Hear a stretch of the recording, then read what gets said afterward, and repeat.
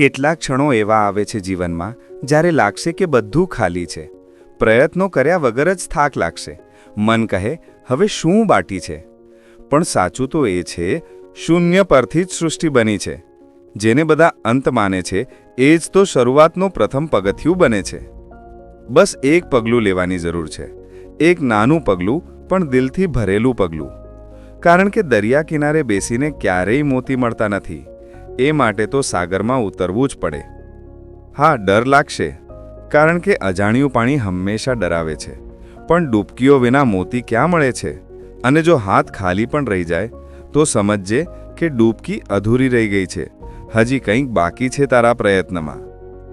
જીવનના દરેક હાર પાછળ છુપાયેલો છે એક પાઠ. દરેક નિષ્ફળતા પાછળ છુપાયેલું છે એક નવો રસ્તો. પરંતુ એ રસ્તો દેખાય ત્યારે જ જ્યારે આપણે આંખ ખોલીને જોઈએ. હિંમતથી, આશાથી, વિશ્વાસથી. યાદ રાખજે, મહેનત ક્યારેય વ્યર્થ નથી જતી.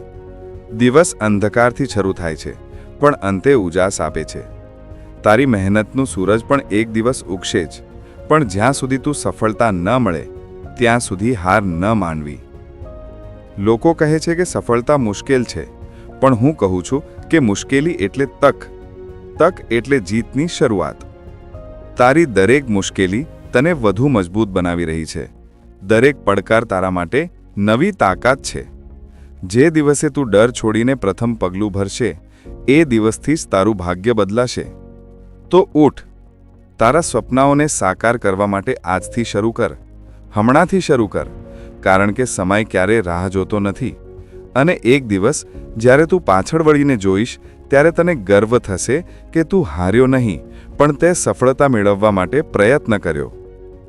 શૂન્ય પરથી શૂરવીર બને છે અને પડકાર પરથી વિજેતા.